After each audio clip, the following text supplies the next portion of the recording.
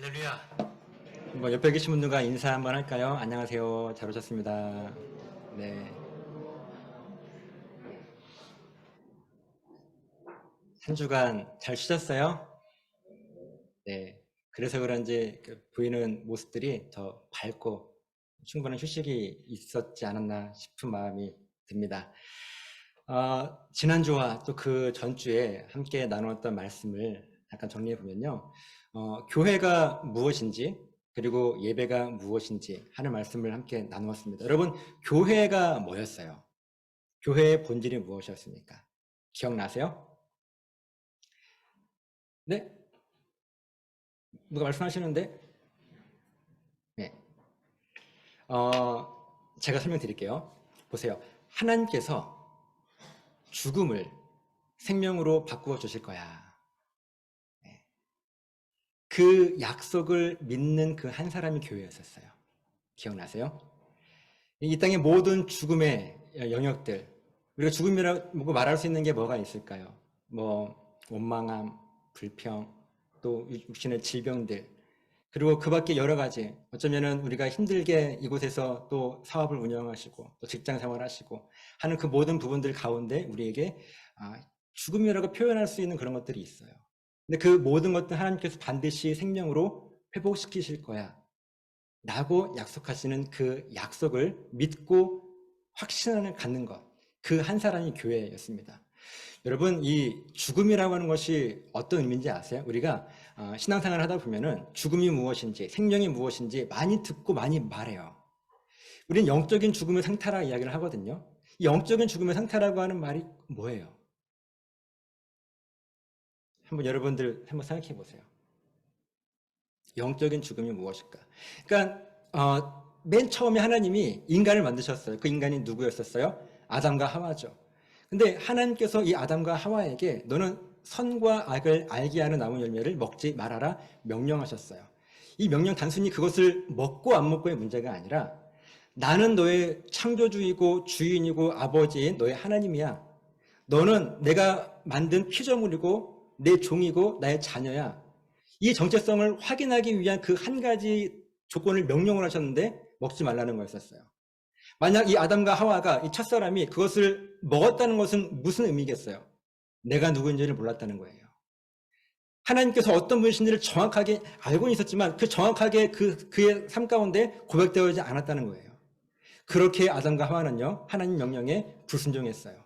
그러니까 선악과를 먹어서 죄를 지은 것이 아니라 그 불순종한 것, 내가 누구인지를 몰랐던 것, 그것이 죄가 됐고 그 죄의 결과가 죽음이었어요. 그때부터 우리 인간 세상에 죽음이라고 하는 것이 들어왔습니다. 그럼 죽음이 뭐예요?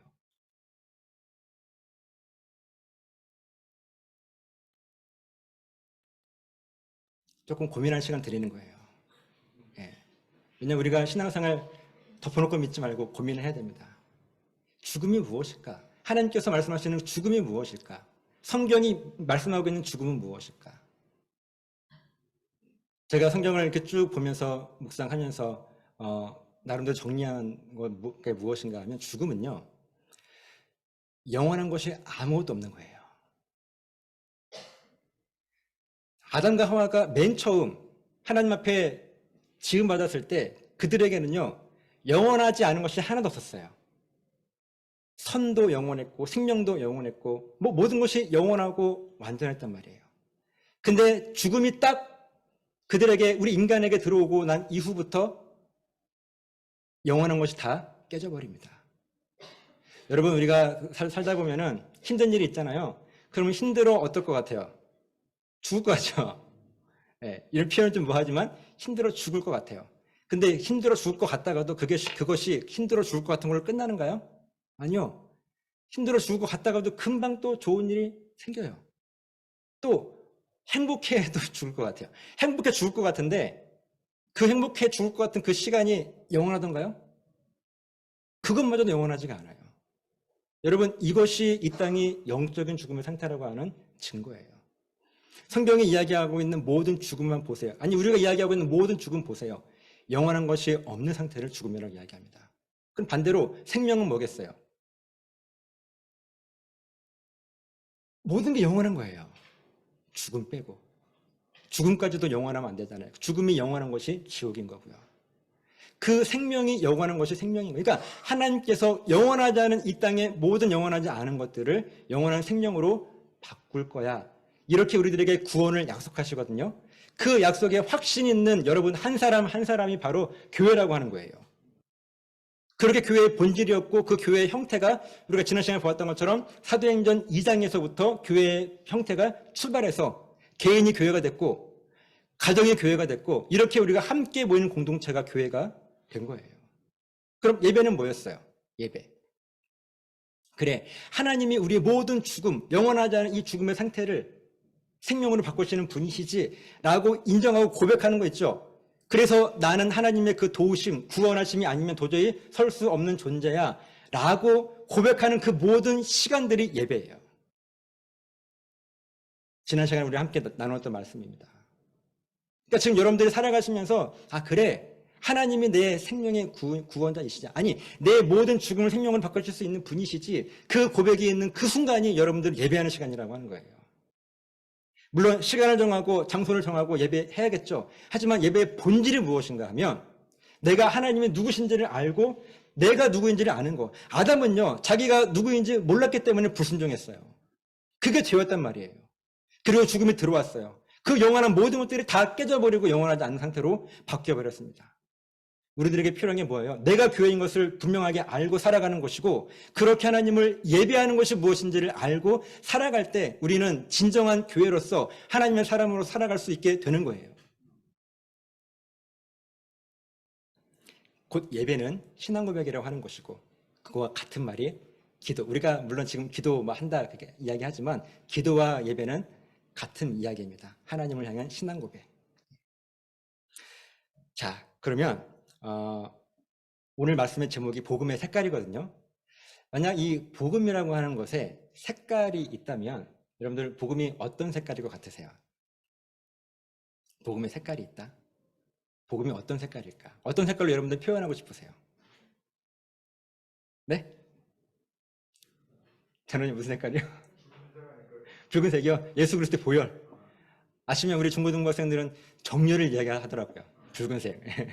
네, 너무 좋은데요. 먼저 우리가 복음이 무엇인지를 알면 조금 더 이 색깔이 무슨 색깔일까 우리가 이야기할 수 있을 것 같아요. 보세요. 복음은 여러분 무엇인가요? 한자로는 복음, 복된 소리란 뜻이에요. 영어로는 good news, 좋은 소식이란 이야기입니다. 자, 우리에게 복된 소식이고 좋은 소식은 어떤 소식이겠어요? 여러분들이 교회임을 분명하게 할 때 이것이 복된 소식일 텐데, 보세요. 그래, 하나님께서 우리의 모든 죽음을 반드시 생명으로 회복시키실 거야. 여러분, 이것만큼 좋은 소식이 있어요?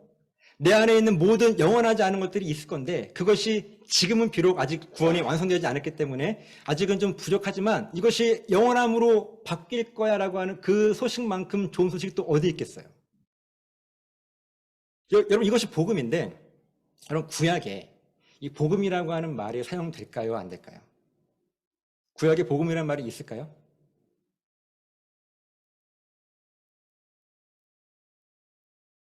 복음이라고 하는 말은 없지만요, 복음의 본질은 분명하게 있습니다.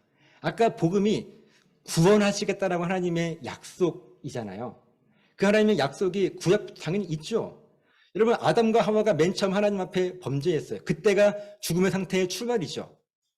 그때 어떤 일들이 있었는가? 창세기 3장 16절 말씀입니다. 창세기 3장 16절 말씀 우리 같이 한번 보겠습니다. 창세기 3장 16절 말씀. 성경창 보시고 같이 읽을게요. 시작. 또 여자에게 이르시되 내가 너에게 임신하는 고통을 크게 더하리니 네가 수고하고 자식을 낳을 것이며 너는 남편을 원하고 남편은 너를 다스릴 것이니라 하시고. 아멘. 자, 이게 하나님께서 범죄한 이 아담과 하와에게 맨 처음 만나셔가지고 하신 말씀이에요. 여러분, 이 말씀이 구원의 소식으로 들리십니까? 복음으로 들리십니까? 아니면 벌로 들리십니까? 지금 여자에게는 잉태하는 고통을 더하신대요. 여러분, 이 말씀이 하나님께서 하신 말씀인데 이 이야기가 복음으로 들리세요? 저주로 들리세요? 자, 또 17절 말씀 또 함께 볼게요. 시작. 아담에게 이르시되 네가 너의 아내의 말을 듣고 내가 너에게 먹지 말라 한 나무의 열매를 먹었은즉 땅은 너로 말미암아 저주를 받고 너는 너의 평생에 수고하여야 그 소산을 먹으리라. 아멘. 지금 이 여자에게는 잉태하는 고통을 더하셨어요. 남자에게는 열심히 수고하고 일해야 먹을 수 있었어요. 여러분, 이 말씀은 하나님께서 지금 하신 말씀인데 아담에게 벌을 주신 건가요? 복음인가요?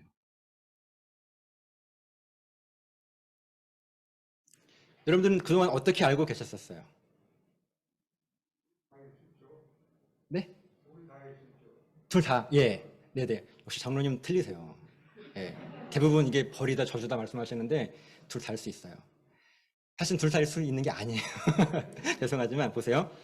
만약에 이렇게 생각하시면 돼요. 만약에 여자에게 임신해서 아이를 낳지 않았다면 어떻게 됐을까요? 지금 우리는 없어요.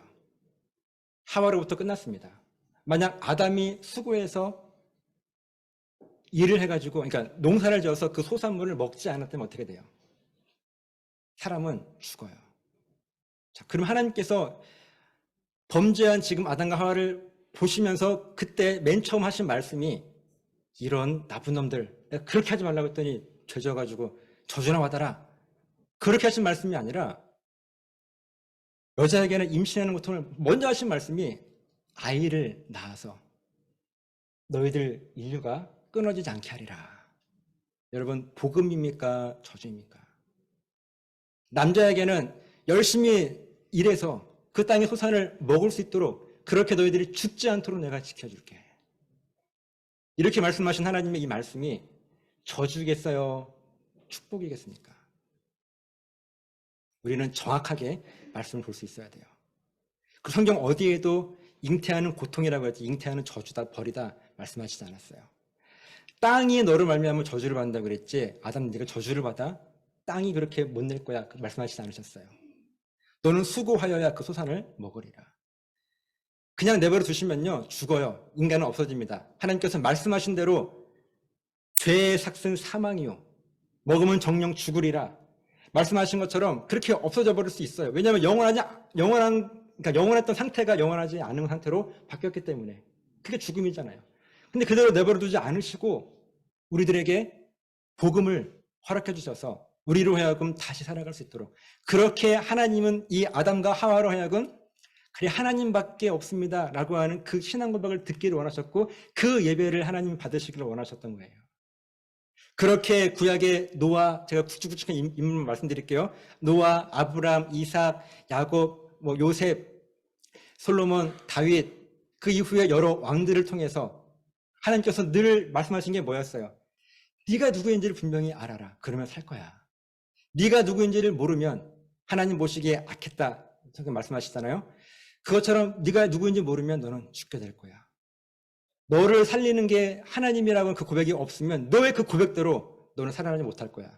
이렇게 쭉 흘러내려온 그 이야기가 구약에 있고 신약에서는 예수님께서 그 복음을 완성하신 거죠. 그래서 구약에는 복음이라는 말은 없지만 복음의 본질은 끊임없이 아주 가장 굵직하게 구약에서 흐르고 있는 거예요. 그렇게 신약으로 넘어왔고 신약에서는 예수님께서 그 복음을 완성하셨어요. 왜 구약에는 복음이라는 말이 없는가 하면 아직 복음은 미완성이었던 거예요. 복음의 완성이 무엇인가 하면 하나님께서 이 땅에 인간으로 오신 성육신, 십자가의 죽으심, 다시 살아나심, 그리고 하늘에 오르셨잖아요. 다시 오실 것을 약속하신 것. 그 약속을 기다리는 목적과 사명이 우리들에게 있어야 되는 거예요. 복음의 완성은 예수님 다시 오심이잖아요. 근데 우리는 바로 그 직전에 있단 말이에요. 이때 우리는 예수님 다시 오실 때 우리가 어떻게 살아가야 하는가를 깨어서 하나님께 묻고 하나님 뜻을 우리가 붙들고 살아가야 될 몫이 우리들에게 그 사명이 저와 여러분들에게 있는 거예요. 그게 오늘날 우리 교회의 존재 목적이라고 하는 것입니다. 그리고 예수님께서 십자가에 죽으시고 다시 살아나셨을 때는 복음이 완성됐기에 신약에는 그토록 복음을 이야기하고 있는 거예요. 신약에만 100몇 번이 복음이 사용되어지고 있습니다. 그리고 구원의 완성은 언제겠어요? 지금 우리가 구원 받았잖아요.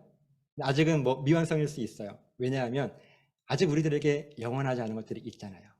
우리가 마지막 예수님 다시 오실 때 그때 모든 구원은 완성되는 거예요. 구원의 완성이라는 뜻이 무엇이겠어요? 영원하지 않은 모든 것들은 다 사라지고 이제 영원한 생명만 우리들에게 남게 되는 것. 하지만 이미 우리는 구원이 무엇인지를 알기에 이 땅에서 완성된 구원을 누리기도 하는 것이죠. 그래서 하나님의 그 구원의 은혜가 무엇인지를 고백하며 그 은혜로 살아가기에 지금 여러분들이 감사함을 하나님께 고백하고 있는 것 아니겠습니까? 그거 아니면 우리가 어떤 근거로 하나님께 감사를 고백하겠어요? 그러니까 복음은요, 하나님께서 이 땅의 모든, 이제 제가 죽음 생명하면 그것이 어떤 의미인지 이제 연상되실 거예요. 모든 죽음을 생명으로 바꾸실 분이 하나님이시다. 이게 좋은 소식인 거예요. 그 복음의 증인들이 여러분 한 사람 한 사람 교회인 거고, 또 그 부활의 약속의 증인들이 바로 우리들 교회라고 하는 것입니다. 자, 그럼 복음은 무슨 색깔이겠습니까? 너무 좋아요. 네, 레인보우. 네. 정답은 없죠, 사실은. 그렇죠? 근데 내가 생각하는 복음의 색깔이 있을 거란 말이에요. 그 이유도 있을 거고. 한번 옆에 계신 분들과 한번 나눠보세요. 너는 무슨 색깔인 것 같아? 어색하시죠? 여러분, 우리가 이 땅 살아가면서 우리를 살게 하는 중요한 요소들이 있어요. 그렇죠? 그 중에 가장 중요한 게 이런 뭐라고 생각하세요? 우리 생명을 유지하는 가장 중요한 물, 또요. 공기. 예. 여러분, 공기가 무슨 색깔이죠? 공기 무슨 색깔이에요? 공기가 없으면 우리는 죽습니다. 공기가 우리들에게 단 몇 분만 없으면 우리는 그냥 죽어요. 네, 여러분 그렇게 그 공기에 감사한 마음을 가지십니까? 물이요, 안 먹으면 뭐 며칠 안 먹을 수 있지만 결국 안 먹으면 죽게 돼요. 그 물 없이 살 수 있으세요? 근데 그 물에게 감사한 마음 가지십니까? 그 공기와 물이 무슨 색깔이에요, 여러분? 투명하죠. 만약 물에 색깔이 있다면 그 물을 마시는 우리들에게 어떻게 될까요? 그 색깔이 있는 무엇인가 들어갔기에 우리는 그 물을 마시면 죽든지 뭐 어떻게 되든지 할 거예요. 공기에 우리 뭐 황사는 무슨 색깔? 공기 무슨 색깔이에요? 노란색이죠. 그 황사 마시면 좋나요? 그렇지 않아요. 공기가 오염돼도 우리는 그 색깔이 있다면 공기는 변질된 거예요. 이렇게 우리를 살리게 하는 가장 중요한 물과 공기는 투명한데 거기에 색이 있다면 그것은 변질된 거라고 하는 거예요. 저는 복음이 투명하다고 생각을 해요. 또 복음은 투명해야 된다고 생각을 해요. 투명하게 한 가지만 이야기를 해야 되는 거예요. 복음은요. 우리의 창조주이시고 주인이시고 아버지신 그 하나님만이 이 땅의 모든 죽음을, 영원하지 않은 그 모든 상태를 영원한 생명으로 바꾸실 수 있어. 내 삶에도, 내 삶의 주인도 하나님이셔. 그렇게 나는 그 하나님의 종이고 피조물이고 자녀야. 이렇게 투명하게 이것만 보여야 되는 거예요. 복음은요. 그렇게 복음을 투명한 증거가 갈라디아서 1장 8절 말씀입니다. 갈라디아 1장 8절 말씀. 한번 아까 우리 지금까지 정리했던 것들을 한번 생각하시면서 한번 말씀을 보시면 여러분 이해되실 거예요. 갈라디아서 1장 8절 말씀 같이 보겠습니다. 시작. 그러나 우리나 혹은 하늘로부터 온 천사라도 우리가 너희에게 전한 복음 외에 다른 복음을 전하면 저주를 받을지어다. 아멘. 자, 말씀 그대로 두시고요. 보세요. 우리가 너희에게 전한 복음이 뭐였어요? 하나님만이 죽음을 생명으로 바꾸실 수 있는 거라잖아요. 그럼 다른 복음은 뭐겠어요? 야, 하나님 아니어도 죽음을 생명으로 바꾸실 수 있다더라. 여러분, 이게 다른 복음 아니에요? 어렵지 않죠? 복음은 한 가지이고 다른 복음은 이 한 가지 외의 모든 것들이 다른 복음이에요. 또 빌립보서 1장 27절 말씀 앞에 띄워주시면, 빌립보서 1장 27절 말씀. 자, 함께 보겠습니다. 시작. 오직 너희는 그리스도의 복음 외에 합당하게 생활해라. 이는 내가 너희에게 가보나 떠나 있으나 너희가 한 마음으로 서서 한 뜻으로 복음의 신앙을 위하여 협력하는 것과. 아멘. 자, 이 말씀을 한번 보세요. 그리스도의 복음이 뭐예요? 복음의 신앙이죠. 그러니까 오직 하나님만이, 그래서 지금 반복하고 있는 거예요. 제가 말씀을. 하나님만이 우리의 주인이시고 창조주시고 아버지이시기 때문에 이 땅의 모든 죽음을 생명으로 바꾸실 수 있는 그 복음에 합당하게 생활하라. 하나님의 말씀 무슨 말인가 하면 세상의 다른 것들 의지하지 말고 오직 하나님께서 우리를 살리신 하나님만을 붙들어라 하는 그 말씀이에요. 그러니까 지금 이 성경에 있는 다른 말씀들 가운데 복음의 다른 부분을 이야기하고 있나요? 여러분 느낌이 오실지 모르겠지만 복음을 이야기할 때는요 투명해요. 오직 한 가지만 이야기하고 있어요. 다른 거 전혀 보태지 않고 있습니다. 여러분 이렇게 내가 붙들고 있는, 여러분들이 믿고 있는 그 복음, 내가 지금 경험하고 있는 그 구원의 은혜, 그것이 여러분들 보시기에 여러분 스스로가 한번 점검해 보시는 거예요. 여러분은 어떤 색깔을 가지고 계십니까? 내가 지금 믿고 따르고 있는 그 복음의 색깔이 어떤 색깔이세요? 만약 색깔이 있다면 어쩌면요 그 복음이 그 색깔로 가리워져 있지 않을까요? 복음이 없는 게 아니에요. 우리 마음 가운데 분명히 그 복음은 살아 역사합니다. 그렇게 우리가 구원을 고백하는 거예요. 하지만 그 복음에 어떤 색깔이 거칠어 있다면, 나의 생각이나 내 기준이나 이 세상에 살아가는 어떤 이 세상의 원리나 그런 것들로 그것이 덮어져 있다면, 복음이 그걸로 가리워져 있다면 우리는요 그 투명한 복음이 보이는 것이 아니라 그거를 감싸고 있는 색깔만 보일 거예요. 여러분들의 심장 가운데 이 투명한 복음이 살아 역사하고 있습니까? 그래, 나는 무너질 수 있지. 나는 원망할 수 있지. 나는 세상의 기준에 따라 휩쓸려 갈 수밖에 없지. 하지만 그런 나를 다시 회복시키실 분은 하나님이시지 라고 하는 그 복음의 확신이 여러분들에게 있느냐는 거예요. 그래서 나는 또 새 힘을 얻고 오늘 실패했지만 내일 다시 일어서리라. 그런 간증과 고백과 결단들이 여러분들에게 있느냐는 거예요. 그런 적나라한 복음이 투명하게 여러분들의 마음 가운데 있느냐는 거예요. 그 복음의 의미를 깨달았던 바울의 고백이 오는 본문의 말씀이에요. 로마서 1장 16절 말씀 같이 보겠습니다. 로마서 1장 16절 말씀을 함께 보겠습니다. 시작. 내가 복음을 부끄러워하지 아니하노니 이 복음은 모든 믿는 자에게 구원을 주시는 하나님의 능력이 됨이라. 먼저는 유대인에게요 그리고 헬라인에게로다. 아멘. 이때 부끄러워하지 않는다라고 하는 그 바울의 고백은 무슨 고백인가 하면 이 복음에 다른 어떤 것도 이 세상의 기준이나 원리나 내 생각이나 내 기준이나 다 넣지 않으리라. 나에게 필요한 색깔로 이 복음을 덧칠하지 않으리라 하는 그 바울의 고백이에요. 그러면서 이 복음은 모든 믿는 자에게 구원을 주신 하나님의 능력이라고 하는 것은 어떤 의미겠어요? 그냥 우리가 말씀으로 쭉 그냥 지나치지 마시고 하나님의 능력이라 하는 것은요 다시 살리시는 그 부활의 은혜예요. 분명 하나님만이 다시 회복시키실 것이라고 하는 그 고백이 하나님의 능력이라고 하는 고백인 거예요. 바울의 고백. 이어지는 17절 말씀 또 함께 보겠습니다. 시작. 복음에는 하나님의 의가 나타나서 믿음으로 믿음에 이르게 하나니 기록된 바 오직 의인은 믿음으로 말미암아 살리라 함과 같으니라. 아멘. 자, 복음에는 하나님의 의가 나타나는데 이 하나님의 의가 뭐예요? 여러분들이 한번 맞춰보세요. 하나님의 의라고 하는 게 뭘까요? 복음에는 하나님의 의가 나타난대요. 여러분 생각을 좀 심플하게 가지시면 좋아요. 복음에는 하나님의 의가 나타난다. 이 하나님의 의가 뭘까요? 여러분 다 알고 계실 거예요. 하나님의 의는요 다시 살리는 능력이에요. 그 하나님의 의가 하늘에서 예수님을 이 땅에 보내신 거고 부활을 통해서 부활의 능력을 완성시키셨고 그 부활의 값진 선물을 우리들에게 구원을 선물로 주신 거예요. 이 하나님의 의. 복음에는 하나님의 의가 나타나죠. 그래서 믿음으로 믿음에 이르게 하는 거. 기록된 바 오직 의인은 누구겠어요? 교회죠, 교회. 교회는 뭔데요? 하나님이 다시 살리실 것을 믿는 한 사람. 그러니까 오직 의인은 할 때 이 의인은 우리들이에요.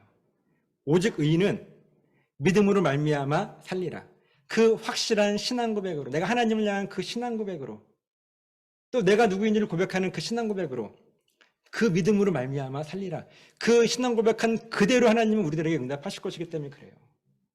아무리 내 환경이 어둡고 또 절망스럽다 할지라도 나를 다시, 그러니까 뭐 믿을 것도 없죠. 근데 믿음은 이런 거예요. 나의 모든 이 상황을 하나님 반드시 회복시키실 거야 라고 하는 그 믿음으로, 그 신앙 고백으로 하나님 응답하시는 거예요. 그래, 네가 그렇게 고백하는구나. 내가 너를 그렇게 회복시킬게. 여러분, 이게 믿음으로 말미암아 살리라 하는 말씀의 의미입니다. 여러분들은요, 어떤 신앙 고백으로 살아가세요? 그 신앙 고백을 잘 정리해 놓은 게 아까 우리가 고백했던 사도신경의 말씀인 거고요. 그때 삼위일체 하나님을 고백하잖아요. 복음이 무엇인지를 고백하잖아요. 그래서 신앙 고백이 그토록 중요하다고 제가 강조를 드리는 거예요. 오늘 여러분들의 복음은 어떤 색깔이십니까? 어떤 색깔로 칠해져 있어요? 여러분, 색깔이 있으면요, 그 색깔 때문에 갈등합니다. 그 색깔 때문에 오해가 생기고 그 색깔 때문에 나누어지는 거예요. 아니, 왜 너는 빨간색이야? 왜 너는 파란색이야? 왜 너는 초록색이지? 복음은 똑같은데, 우리 안에 있는 모든 복음은 다 동일한데 너는 파란색이기 때문에 나와 다르지. 그 색깔만 보이는 거예요. 혹시 여러분들에게는 어떤 색깔들이 보이십니까? 꼭 누군가 세상이 나를 바라볼 때 어떤 색깔로 보겠어요? 여러분, 무서운 말씀 아닙니까? 우리는 투명하게 이 복음이 보여야 돼요. 우리의 복음의 색깔이 투명 색깔일 때 그 복음은요, 누구도 부인할 수 없습니다. 하나님 모르는 사람도, 아까 유대인이나 헬라인이나 믿는 사람이 믿지 않는 사람이나 그 뜻이거든요. 세상 모든 사람들이 그 복음 바라볼 때, 나를 바라볼 때 내 안에 있는 그 투명한 복음이 보이기에 부인할 수가 없는 거예요. 그래서 저 사람에게는 뭔가 있는데 그게 뭔가가 몰랐지만 알고 보니까 하나님이구나. 넌 교회 다니는 사람인데 너에게 무엇인가 있는 것 같은데 뭔지 몰랐는데 알고 보니까 너의 그 투명한 가운데 보이는 그 복음이구나. 여러분, 이렇게 하나님은 믿음의 사람들을 더 늘려가시는 거예요. 우리가 아무리 계속 강조하지만 사람들을 데리고 교회 데리고 오는 거는 교회 데리고 오는 것밖에 안 돼요. 물론 중요하죠. 무시하는 건 아닙니다. 필요하죠. 근데 본질의 이런 마음 기준이 우리들에게 없고 그냥 데려오기만 하면은 그걸로 끝인 거예요. 마치 그것도 무엇인가 복음을 칠하는 것과 마찬가지죠.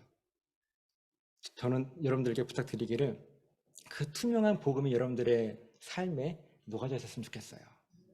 그 세상이 나를 바라볼 때 다른 색깔이 아니라 또 우리가 우리 서로를 바라볼 때 너의 색깔 내 색깔 그게 아니라 그 속에 복음이 있으니 한 가지 복음으로 한 가지 신앙 고백으로 함께 하나님을 예배하는 그런 교회 공동체, 우리 연단이 교회 되기를 간절히 소망합니다.